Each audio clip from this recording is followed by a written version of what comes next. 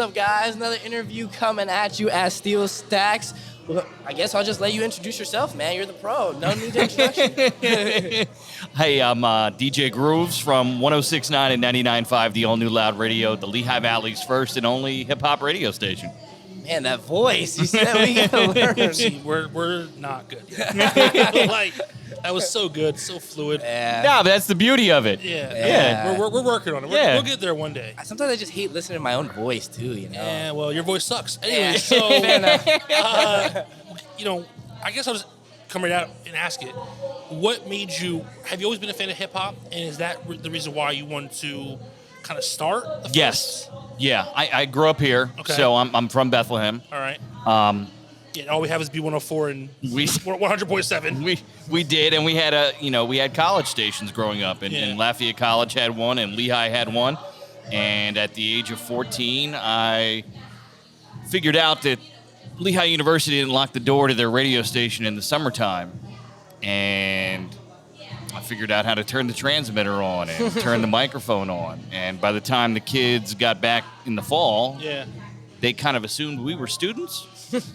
And they didn't want to be there on Friday and Saturday nights because they wanted to be out partying. Right. And we were just naive kids. We wanted to go play hip-hop on the radio because nobody was. Right. So 14, 15 years old, we would go to WLVR on Friday nights, and from 10 to midnight, we pretty much the only people ever played hip-hop on the radio here. That's pretty Wow. awesome. That's a pretty cool story. That's a great story. It reminds me of an episode of, have you ever watched the Wu-Tang show? Yes. There's an episode where they try to go pretty much break through, like... Yes, in the Hot 97, yeah. It reminds me of that a little bit. That's awesome. Yeah, and then I left here to go to college in 2002, went to Penn State, got a Nice. job at a radio station there, just working part-time, and ended up leaving to go travel around the country and work for some of the bigger companies for about 20 years. And then my wife and I saw an opportunity to move back here in 2019 and start a radio station ourselves. So here we are. So yeah. obviously the passion for hip-hop is first and foremost. Why do you think it's important for the Valley to have a hip-hop station? I think my biggest issue with the Lehigh Valley is our own identity in all things, not just radio, but we get lumped into Philadelphia with all sorts of aspects, Right. whether it's everything from food to media to Sports TV, teams, sports. Same thing with New York. We're kind of like a redheaded stepchild here, and for me, it was about having our own identity with what I believe to be the biggest genre of music right now, and something that I grew up so passionate about. So I wanted us to have our own thing. It's definitely the biggest genre of music in the world, and it's grown so much. I mean, how old are you? I'm 40. I just turned 40. Okay, so I'm 32. So obviously, even in our lifetime, we've seen it grow exponentially since, I remember being a kid, in the 90s, it was very pocket, pocket niche. Now it's like you said, it's the largest genre in the world. You're right, we never had our own personality here in Lehigh Valley. I'm from Easton. So it's very New York or Philadelphia influenced. And this has always kind of been the standard, but I'm kind of glad that the stations like you kind of changing that because, we got to have our own kind of flair, our own kind of style out here. And I'm excited to see kind of the Lehigh Valley grow in that aspect for me personally. I tell people from outside of this area all the time when they go, where's Allentown? And I go, well, it's the third biggest city in Pennsylvania. Right. So number one, it's its own real city. It stands on its own 2 feet. And we're 90 minutes from Philadelphia, 90 minutes from New York. But we're our own place. Right. we're our own market. So I like bringing people here. I like taking them around town. I like showing people that this is actually a pretty cool place and helping put it on the map. I love that. There's a ton of talent out here too. Yeah. There's For sure. tons of talent out here. I think it's one thing that kind of gets overlooked because we all we're small. We're small. We're not a big city. So, because we were just talking about that earlier, I forget which artist said it, but most people have to leave to make it. Well, and I did. I get that. Right. But you can always leave and come back. Right. Which is the cool part. Exactly. And so somebody like you coming back and having a platform will allow it, I think, to grow and then allow people to maybe not have to leave. To maybe be able to blow up from here. 100%. And I think that's kind of a beautiful thing. So I 100 respect 100. Look where we're sitting right now. Yeah. I mean, what was this in 1995? What was this in 1985? This building was not a cool center and a destination. Not at all. It was empty. And to think to even host a Lehigh Valley, a hip hop mixer would not be something that I think. That's the coolest part of today is we were not welcomed into venues like this in the 90s and in the 2000s. Not at all. Not at all. So to have this event and to have it here is the really cool part to me.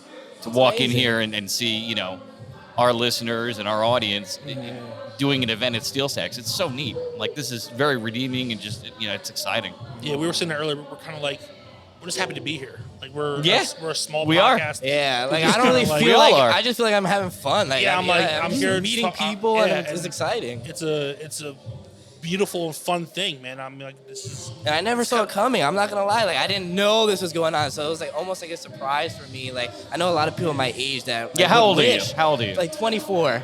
Like 24. You're still at the age where you want to sound older, so enjoy it now, man. So I know a lot of people would like to go to this type of thing, and it's cool, kind of like what you guys were saying earlier. A lot of people, when they ask, "Where are you from?" I say, "Oh, Phillipsburg." "Oh, where is that?" Near Easton. "Oh, where is that?" Near New York, whatever. So it'd be cool to say, "No, I'm in Bethlehem. I'm in Allentown." They're like, "Yeah, I know what that is." So it is cool to see, like, feels like there's hope, you know what I mean? Our little area, but it is cool. It's like exciting. You feel it in the air, and there's definitely a lot of talent no matter where you go. So it's very true. Yeah, I definitely have a question. Hell yeah. So you say this was your passion was hip hop, right? So when you're growing up, can you remember those artists that were the first ones where you're like, this is amazing, where you first started? Where do you want to start, man? Right at the beginning. Very beginning. The guy that plays Drake on the radio every hour owns every Nas CD, every Mobb Deep CD, every Wu-Tang CD. Love J. Rue the Damager, Big L. Like, I can sit here and talk about 90s hip hop all day because it's what I love. I don't play that on the radio now, but, we run a business and there's we have the answers to the test. We know the biggest artists out there. My job is to bring the biggest audience I can to our radio station so that our advertisers get results.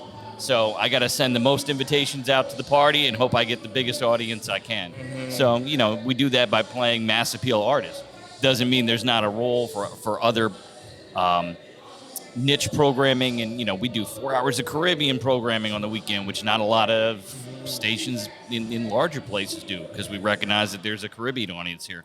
We play an hour of throwback boom bap music on Sunday nights because I'm selfish and I want 1 hour a week that I can turn the radio on in my basement and hang out and go listen to some old stuff from the era that I grew up in. So. Yeah, I mean, I just love that there's people discovering that kind of music still for the first time, too. So we're just trying to reach and touch as many people as we can, and that's kind of the goal, and to not necessarily be like a B104, but we want to be a respected, we want to be in that discussion. When people say, who plays pop music, everybody in this town knows B104 does. Right. So who plays hip-hop? I want people to be able to go, we have loud radio here. That's ours. Yeah.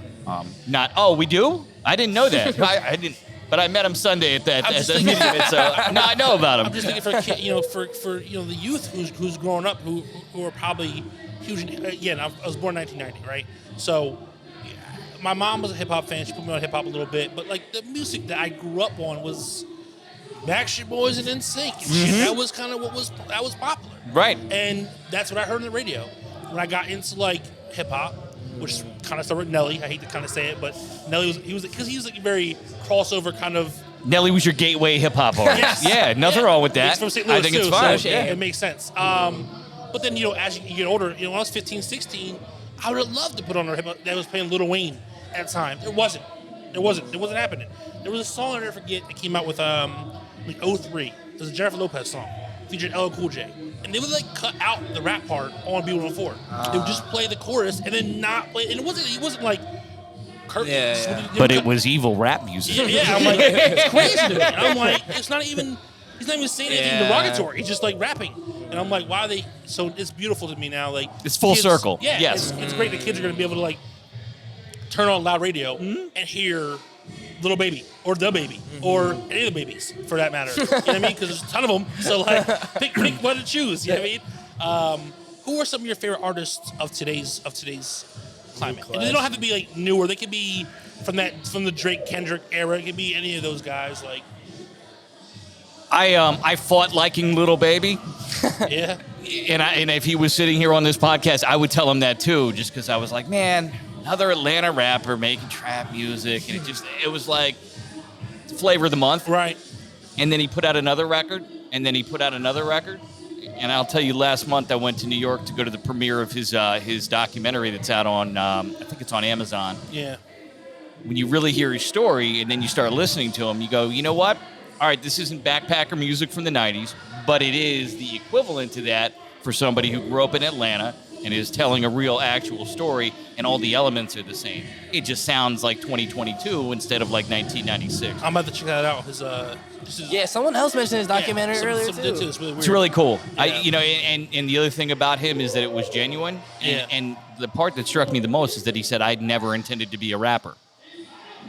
And he's honest about it and owns it. Yeah. By the way, he turned out to be pretty successful at it, so it worked out for him. But like, he wasn't like from day one saying, you know what, I'm going to grow up and be a rapper. I got a book of rhymes, and he wasn't that guy. But he owns it, and I really respected that. That is what's up. As a fan of hip hop, how have you seen your own, I guess, palette change over the years? You know, sometimes it's easy. Even me, growing up, I first started listening to hip hop because my sister, who's like 30, she'd be playing Biggie or Jay-Z and stuff like that. So I just heard that, and it still sticks with me. Like, I still like that old lyrical style. So I guess for you, how do you see your taste evolving, seeing these new artists? Are you still with only the lyrical, or you can vibe with more melodic type rappers? I think anybody who says their taste doesn't change over the years is lying. Yeah, sure.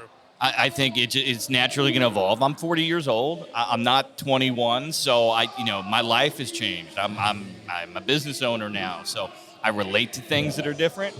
I'm also listening more for mass appeal now than I was when I was 16, and I couldn't wait to play a white label independent record that probably nobody gave a crap about, but I thought it sounded cool. Now I want to find what's next and go, what's the next big, massive artist, massive hit? Because, we're a mass appeal radio station, so I want that next mass appeal track. So, when I was sitting in a hotel room and we got the notice, 4-hour heads up that Drake was going to put out an album a couple weeks ago, and it was 6:30, and I was out of town, and I had my laptop with me, I got pretty excited to get back there at 11:50 and keep hitting refresh on my email. And, well, what's it going to be like? What's going to be the hit record? It's going to be the song of the album of the summer? Like, I get excited to hear big projects now, whereas as a kid, I was so anti-mainstream hip-hop that I didn't want it to become mainstream, whereas now I'm like, what's the next big thing?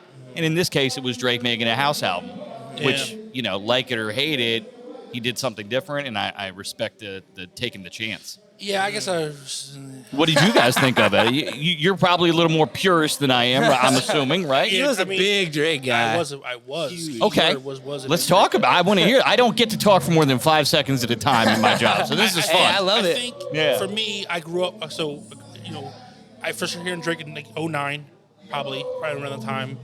Right when Wayne started kind of best I ever had, man. Young Money owned that year. That was the first time I ever heard from him. And, I became a big Drake fan because I thought he was super relatable. I thought, he wasn't like, he had good bars sometimes, but he wasn't like lyrical miracle. You know what I mean?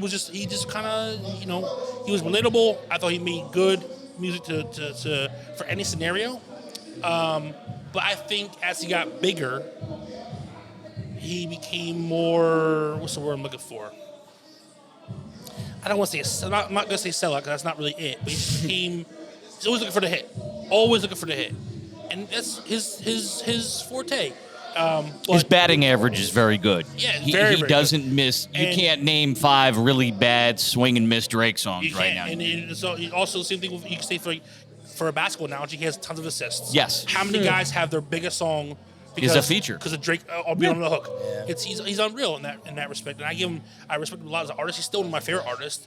I mean, there's a couple songs I pulled from his latest project, but I'll be honest with you, my era of Drake was Take Care. Nothing Was the Same era. Nothing Was the Same was probably my favorite album by him. Yeah, for sure. Because it was concise, and it just was probably, in my opinion, his best body of work, in my opinion. And I used to be a big Drake hater, especially because he was such a big fan. I was like, man. But he's just one of those people that no matter how much you're like, whatever, he's going to have a couple songs that you're going to like. More than a couple, no matter what. I don't know. All the versatility. You know me personally, and when people tell me choose between Drake or Cole, it's like, Yeah, he's a big cool guy. It's really, that's a very, very hard one for me. But if I had a gun to my head, I think Cole's more of a purist. And I love J. Cole. So if I had a gun to my head and told me to choose one, I'd probably choose J. Cole. Can I ask you what you thought of Kendrick's last project, if you listened to it? Silent Hill was like a one-listen song for me. I loved it, and it never connected with the audience the way, from a radio standpoint, the way that, like, Humble's always going to be, like, that's what everything is judged by. That's kind of that's kind of where it starts. Everybody goes, "Oh, is it like Humble?" and so it didn't hold up to the test of time. And Die Hard's going to be the next project that they're working, and that's kind of a standard Kendrick's sound, I would say, which I mean that in a good way. Yeah. So I like the Kendrick album. I didn't like it as much as the last one, but I mean he's an A-list superstar, and from our business's standpoint, when A-list artists put out projects, good or bad, it gives me material to put on the radio and say, all right, you guys decide. Yes. What are we going to be talking about? Sticky by Drake in 5 years? Probably not. I don't know. Probably not. But that's my favorite song on the album, though. Sticky is my favorite song on the album. It gave me a Drake song to play every 65 minutes for 3 months, and that's a good thing for my business, and I think it's a good thing for hip hop when we have A-list artists putting out material. I do like the fact that he took a risk with that. I think it was but he's an artist, probably can't take that risk. He's Drake. He's probably one of 3 that could take that risk. Yeah, he's like, people are gonna check for him no matter what. And by the way, then Beyonce did the same which is crazy. thing. So, it kind of co-signed the movement that we're going to change the sound a little bit this summer. What was I say to you? So, back to Lehigh Valley. You were raised here, you left here, you came back here. Where do you think our area can be in 10 years, 15 years as a hub for not just hip-hop music, but hip-hop music and music in general, style, culture, all of it? Do you think we can grow to be like where when people ask about where you're from, you say, "Oh, I'm from Lehigh Valley," they'll know. Okay. Instead of saying like, "Oh, you're from," is that Philadelphia? Yeah. We're not It's an Philadelphia. hour from Philadelphia, it's an hour from New York. Yeah, Like, I've said that my whole life. Yeah. Do you think we get to a point where people go, "Oh, I know that's that," or "I've heard of Lehigh Valley"? Do you think we can get there? So I went to Penn State, and then went on a 20-year journey. I went from State College to Lexington, Kentucky, to Washington, D.C., to Detroit, Michigan, to Philadelphia, to San Antonio, back to Allentown. And of all the places I lived, and in all those places I spent 3 or 4 years, I fell in love with Detroit. I love everything about Detroit. I call it my second hometown. It was just an amazing city to me. And I moved there in the middle of the recession, 2009. Unemployment was at 35% in the city of Detroit. And there were people that I think nationally will always make Detroit the punchline of a joke, especially when it comes to poverty and quality of life. And I found beauty in it, and I fell in love with it. And the reason being, I'm from a Rust Belt city, and we're actually sitting in a building that stood vacant for many, many years, 30 years. So I say that to say this. I went back to Detroit this weekend. I visit a lot. It's beautiful. And I'm not telling you it's Disney World or some sort of utopian paradise and book your trip now. But if you saw it in 2009, you would get why it's pretty cool to go downtown and see businesses and people walking around. Thriving and shit. Thriving. And I compare that to this. And literally where we're sitting right now. There was nobody walking around here in 1989. This was our main export was crippling depression. So, I feel that because, again, being from Easton, I remember downtown Easton it's a great analogy, yes. It was not good downtown. I DJ'd in downtown Easton at a nightclub last night. It was not good. And it's come a long way. Downtown Easton's come a long way. It's way more bougie now than it was when I was growing up. I'm not saying if you stick a bunch of hipsters in restaurants and an arena and all of a sudden your town is magically a destination. Right. But the quality of life for those of us who have been here or been here and come back has changed. Yeah. So it's for the better. So I guess the answer to your original question is I have belief in these Rust Belt cities, and I love the underdog, and I love people who are from towns like this, and I just feel like Detroit's a little further along. Yeah. And this could be where we're at in 10 years, where people go, you know what?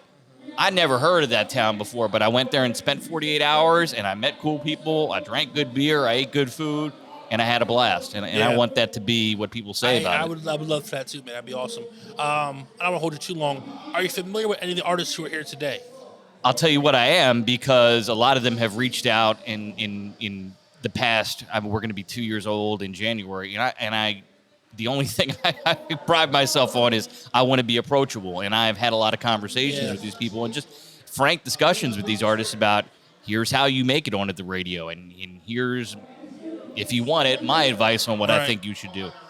Because a lot of them have reached out, and I just want to be known as someone that can have here's my cell, text or call me anytime, let's go grab a beer, let's grab lunch, play me your music. I'm not going to play it 120 times a week. I just want you to know that. Yeah. But we can sit and talk, and I can give you some advice from what I've seen over the years. So that's a perfect segue, because what advice would you have to anybody? Man. Always stealing. You're always reading my mind. Was that going to be your question? Always reading my mind. You're just a pro now. You got it. You got it. I respect it. That's nice.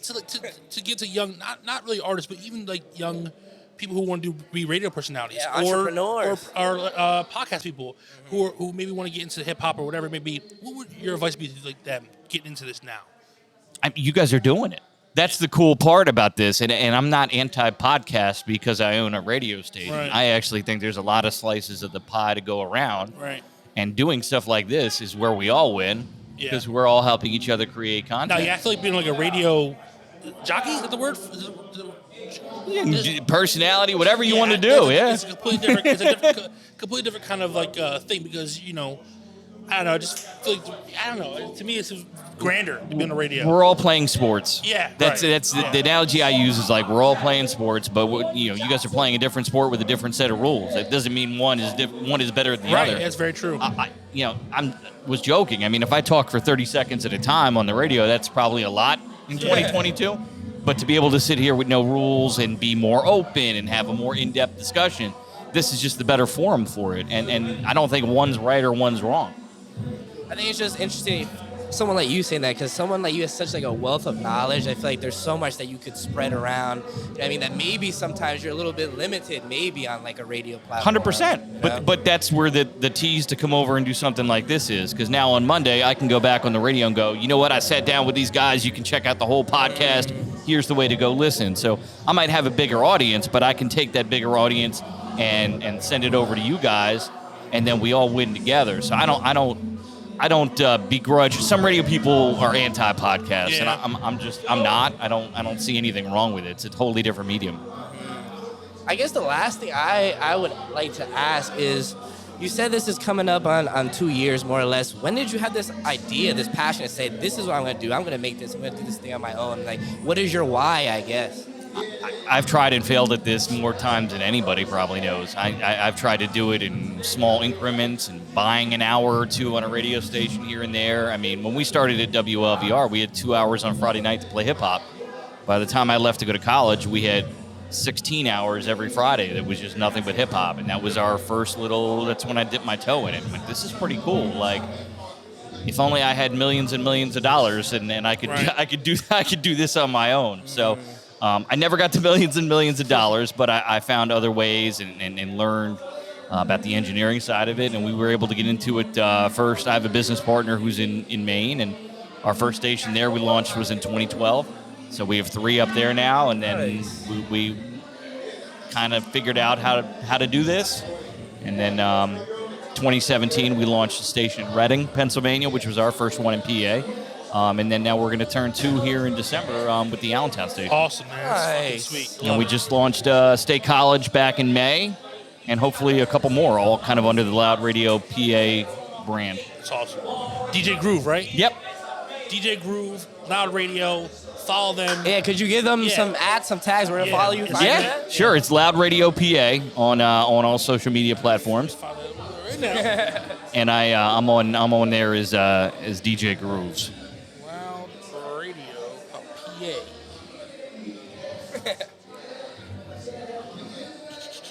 Well, thank you so much, man.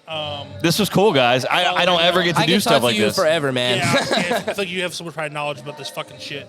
More than we do. For sure. I just, again, it was so cool to see this event as we're watching people walk in on the red carpet. we did stuff like this in the 90s and 2000s, but it wasn't at a venue like this, and it wasn't received like this. So this is pretty cool. Yeah, it's. I can't wait to watch. I want to watch the performances. So we're trying to bang these interviews out. Thank you so much for your time. Yeah, it was great to meet you guys. And hopefully we. Hopefully we connect in the future. Talk more, even if it's just a BS. Yeah, bring us on on the radio. You know what? Show me your ways. Yeah, we literally this is all we operate off of is a Rodecaster Pro and a couple computers. Our guy over there, man. He's the genius behind it. He's the brain behind all this, man. We kind of just follow his lead. We're just two assholes who talk. Like really. He's the that's big us. brains. Yeah. So. But thank you so much for your time. I'll let you go, man. Cool to meet you guys. Thanks so much. Yeah, let's do it. Thank you, man. Let's do one. We'll get one in front of your backdrop and then one in front of yours. Yeah.